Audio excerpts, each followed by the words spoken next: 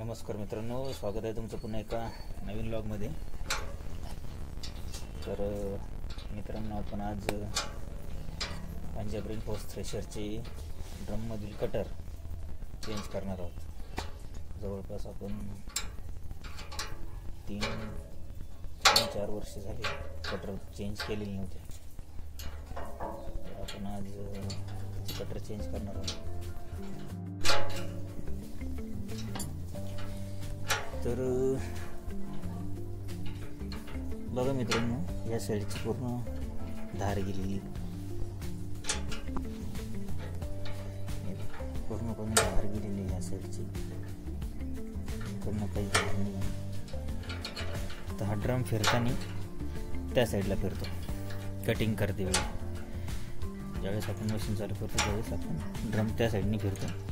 तर या साईडची संपूर्णपणे ही धार गेलेली आणि इकडनं ही धार बाकी आहे। आपण हे कटर खोलून या साईडने टाकणार, जेणेकरून ही जी बाजू आहे त्या साईडला आहे, कटिंगच्या साईडला।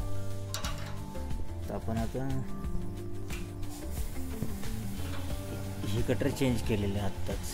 ही बाजू ही धारची बाजू इथं आलेली आहे या साईडनी, आणि गुळगुळीत बाजू, खराब झालेली बाजू आता ह्या साईडनी। म्हणजे मॅक्झिमम 3 सीझन त्याच्यावर चालणार, कम्प्लीट धार दिसते आता। तर अशा प्रकारे तुम्ही पण तुमची कटर चेंज करून घ्या,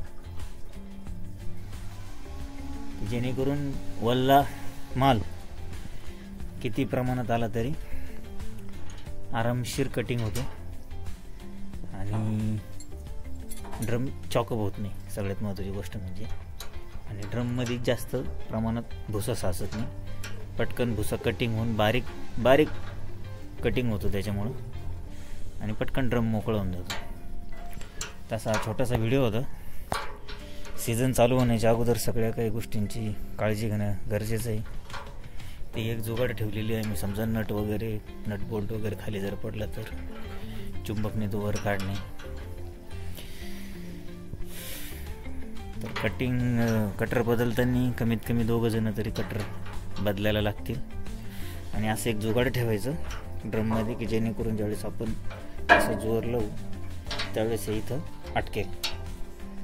आणि 17 नंबरचा पाना लागतो, दोन्ही साईडनी पण 17 नंबरचेच पाने लागतात, याच्या व्यतिरिक्त कोणताही दुसरा पाना लागत नाही। आणि सगळे रबर पॅकिंगचे नट बोल्ट आहे, त्याच्यामुळे एकदम फेस टू फेस आणि कट टू कट बघतात, बसून जातात, कोणत्याही प्रकारचं टेन्शन राहत नाही। हे बघा, तर अशा प्रकारे ही बाजू गुळगुळीत झालेली आहे, आणि या साईडनी संपूर्ण अशी धार बाकी आहे अजून। ती गुळगुळीत बाजू आता आपण पलटी करतोय। ती गुळगुळीत बाजू पहिले अशी होती, आपण आता अशी खोलून ही बाजू अशी लावणार आहे। तर बस एवढाच छोटासा व्हिडिओ होता। धन्यवाद।